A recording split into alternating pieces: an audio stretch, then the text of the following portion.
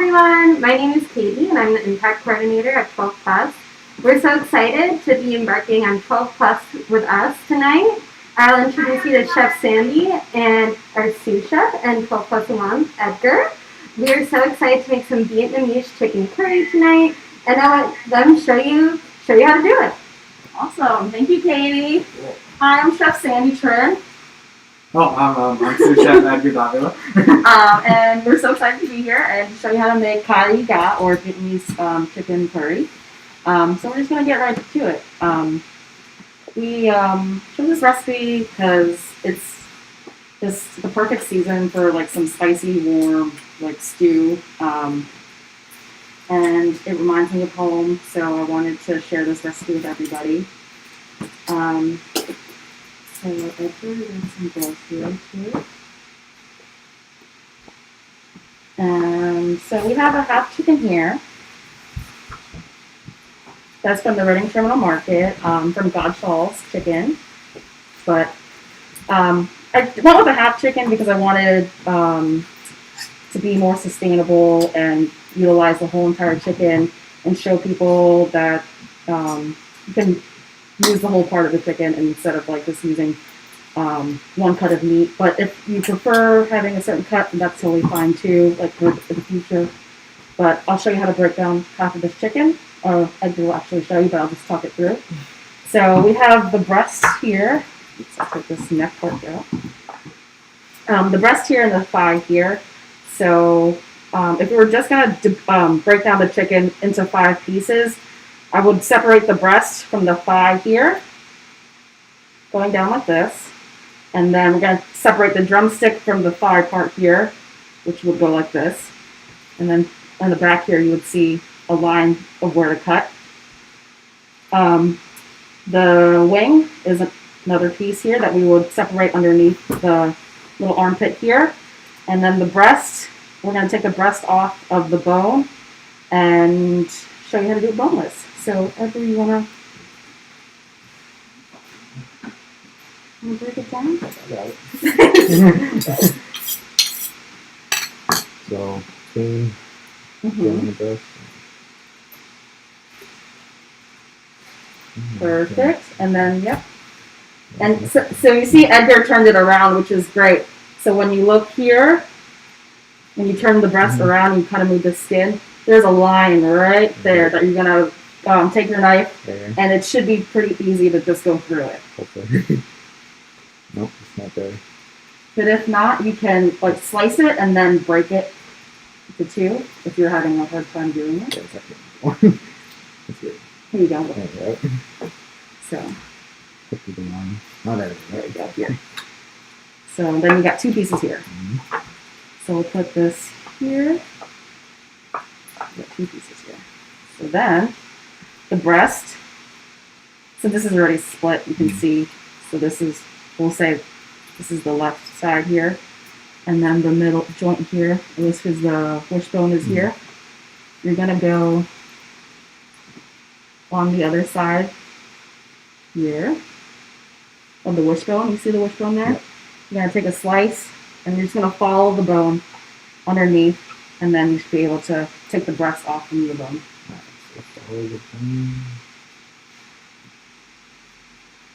Oh, yeah, that's it.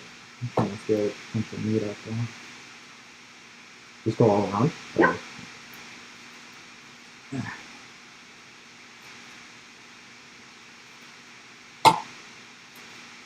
Am I doing this right?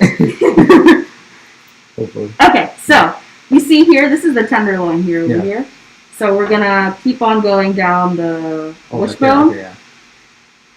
Since it's split already, it looks a little bit harder to get through. But so we're just gonna keep on following the line here. I'm just gonna use the knife, the tip of the knife to go through. So we're just gonna keep on following. So this is right here is the joint where the wing is. Keep going.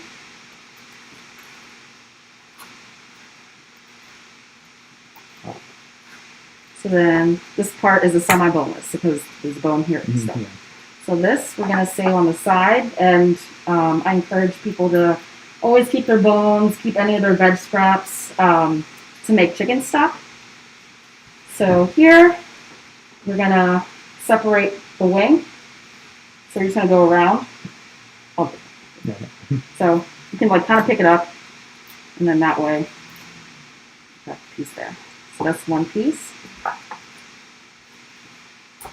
And I'm just gonna clean up a little bit of any bits of like the vein and any fatty parts. But other than that, looks pretty good. This is kind of a big breast, so I'm gonna cut it so it's somewhat the same size. So usually I would cut it like in half, but since it's so big, we'll cut it into 3 pieces.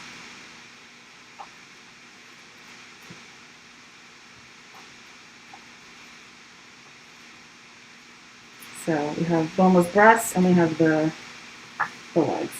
So usually we can just keep the breast on the bone, but for this I just wanted to show you guys how to be able to do it boneless. So everything is going to go in here. And then Edgar, can you hold this for me 1 second? I'm going to get rid of this. And then we're going to put this here, and then I'm just going to toss the curry spice. So the spice is already mixed together here. It's Madras curry powder, some sugar, pepper, and kosher salt. So you want to mix that all together beforehand, and then just sprinkle it on top, and then toss it all together. It's best marinated overnight, but up to 30 minutes at room temp is totally fine too. So the difference between Madras curry powder and like curry powder you might find at the supermarket is Madras curry powder has more heat to it. So if you don't like a lot of heat, you can cut the Madras curry powder in half and just do like a half tablespoon instead of a full tablespoon. But I don't think it's too spicy, but it does have like a little bit of heat to it.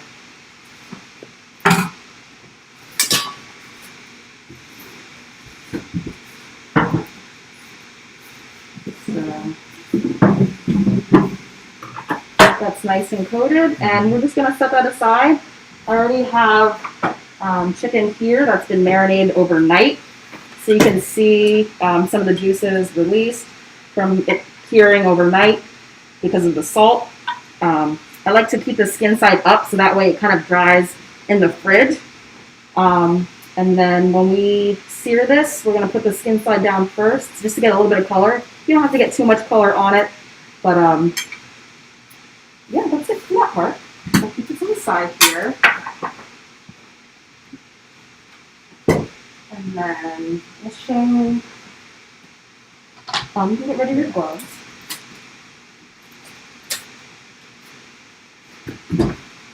Have our vegetables. So I'll just talk through this real quick. Edgar, if you want to just like peel this one for me in the meantime, you can put any of your scraps here. So any like carrot scraps, onion scraps, I like to put on the side with like some of my lemongrass scraps. So that way I can just, actually Edgar, you can put them in here because then we can just show all the scraps together that we can put into a stock.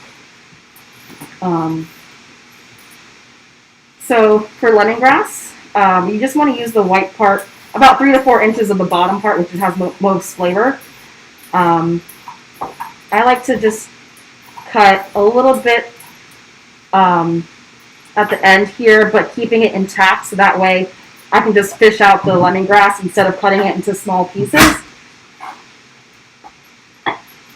Because we're cooking so much now with like COVID at home, I feel like I just wanted to simplify the recipe. So instead of mincing the lemongrass, I like to just keep it whole and then bruise it. So I'm going to just put this on the side for stock. That's going to go with the bones. With the back of my knife, or if you have a pestle, you can just smash it.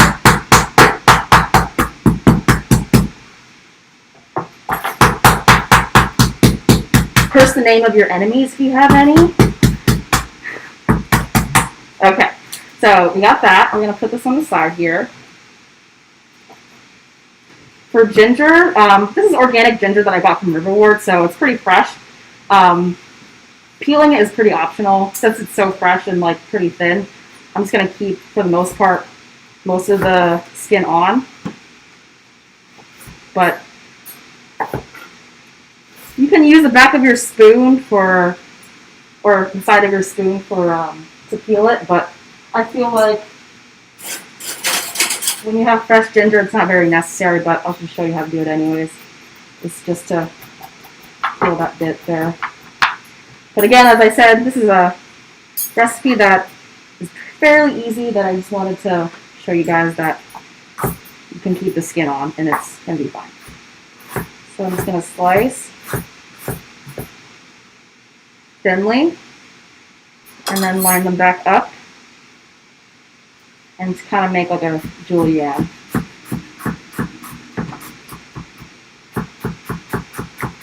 But honestly, if you wanted to just like split this and then just bruise it with the back of your knife too, you could do the same thing like lemongrass and just stick the whole thing in there. So I have that for now.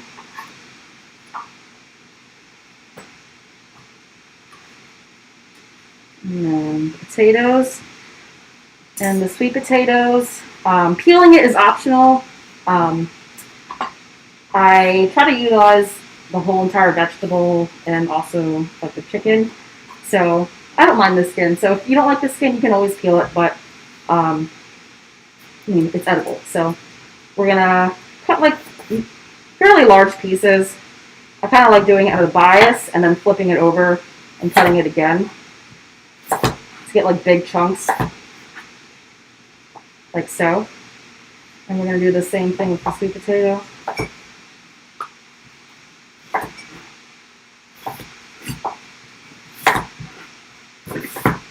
And then the carrot, same thing. Cutting it on a bias, flipping it, cutting on a bias again. You just kind of want to make sure that all the veg is all the same size so they cook evenly.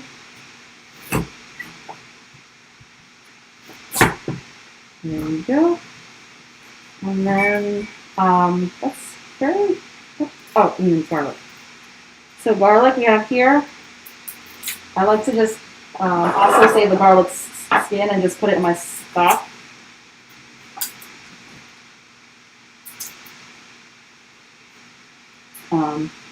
And the important thing about garlic is to split it in half.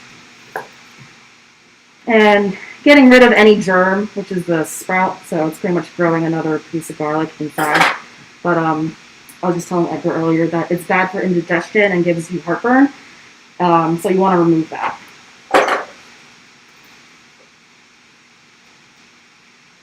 And even though the recipe says 2 pieces of garlic, I love garlic, so if you want, you can put like a whole head of garlic. But it's up to you. Do you like garlic? Love it. So the reason why I also like peel the skin this way using it with my knife instead of smashing it is that way I can just peel the whole head of garlic and then store it in the fridge and it'll last longer. But we're just gonna slice these like that.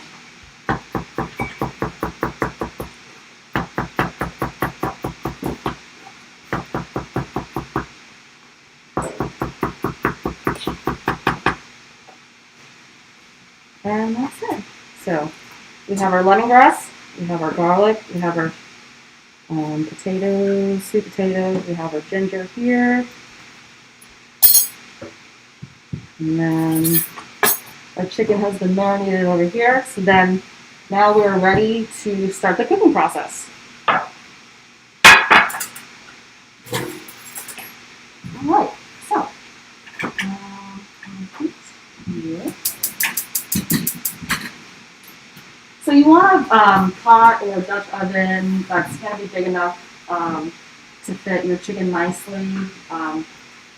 If you don't have anything big enough, another alternative is to roast your vegetables in the oven and then just add that at the end after your chicken is cooked. But this recipe, I simplified it a little bit, so it's just a one pot situation. And we're gonna get medium high heat, and then add our oil. And then once our oil comes up to temp, we're gonna add our chicken and sear it.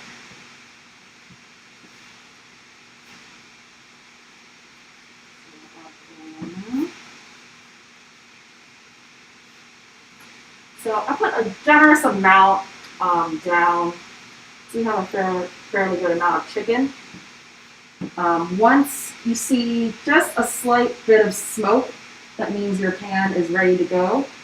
And because the chicken is a little bit cold, like you want your pan to be somewhat hot, so that way it doesn't stick to the bottom of the pan. Yeah. Bump it up a little bit.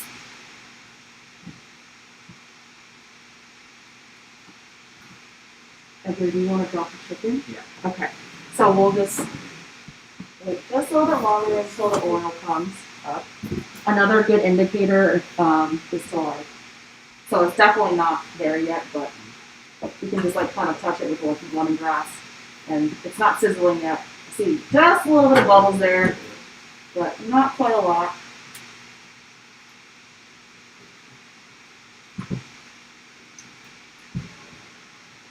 There it goes.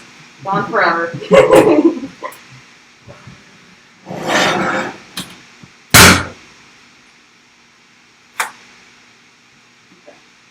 So I'm starting to see that the oil is starting to thin a little bit. Getting a tiny bit of sizzle there, right? But I'm just going to let it go a tiny bit further because it makes a world of difference when your pan is hot, and it'll take less time. So almost.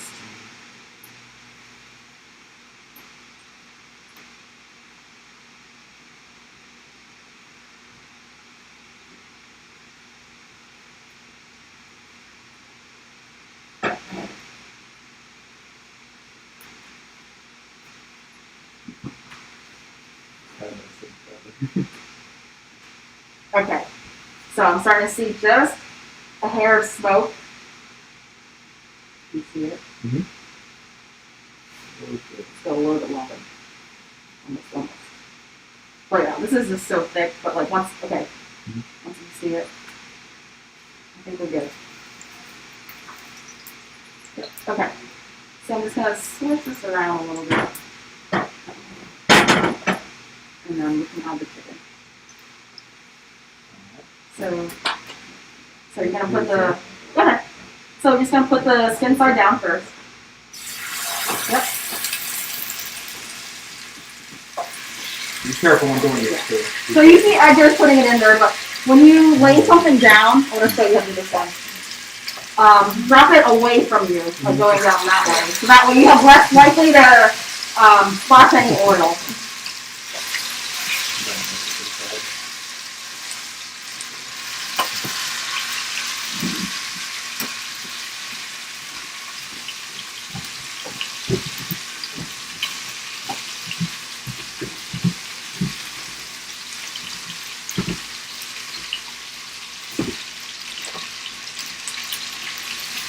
So that's a good amount of sizzle. It's not too hot, not too cold. That's what you want to hear when you drop the chicken. So I'm going to keep the heat on high because we just got something cold into a pan, so it needs some time to come up to temp.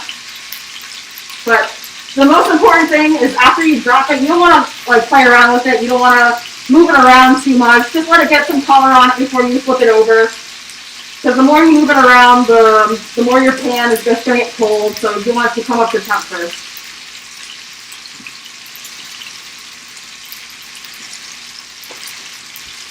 Go with this.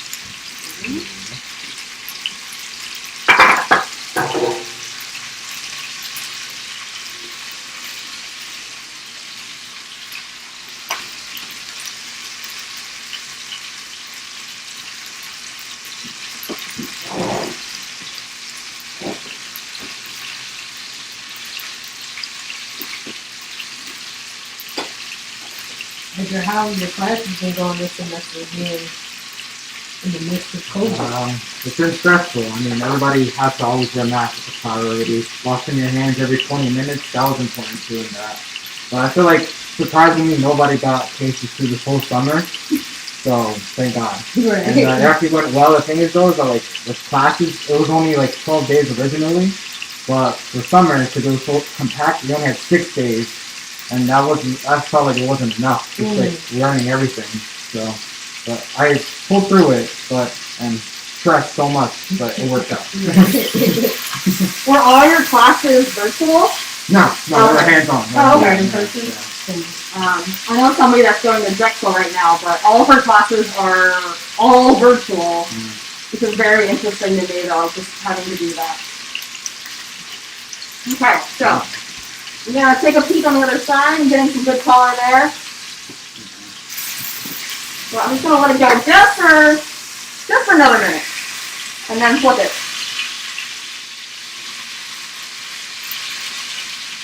Yeah, it smells. Yeah, there's a lot of aroma. Like you get some Rio from like turmeric. You get some of the heat from red pepper. I like pepper in mine, so I put a little bit of extra pepper in there.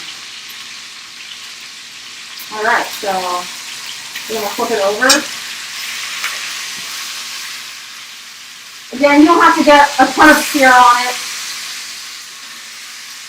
but then you'll get some nice texture.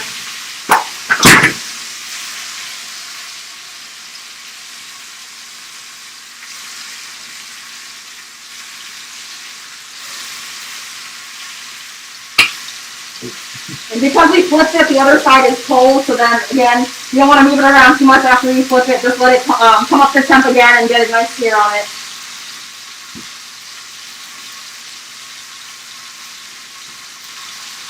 So how long have you been cooking over? Like 15 years old? Yeah, so I graduated high school in 2009, and then my first year of college I was undecided, and I went to Penn Tech in Williamsport. I wasn't sure what I wanted to do, and I got a phone call from one of my culinary instructors from high school, and he said he was opening a restaurant in Philadelphia, and he's like, "You come to Philadelphia, I can help you get into the culinary school." So I went to the restaurant school in West Philly, and then been cooking in Philly, like the Philly restaurant industry for about 10 years now. Wow. Yeah. I got my first start at Craftwork in Fishtown and at Sci-Far, which is in South Philly, Graduate Hospital area. And then from there, I went into fine dining, which is very fun. It was a great learning experience. But I worked in a French restaurant, and it was very classic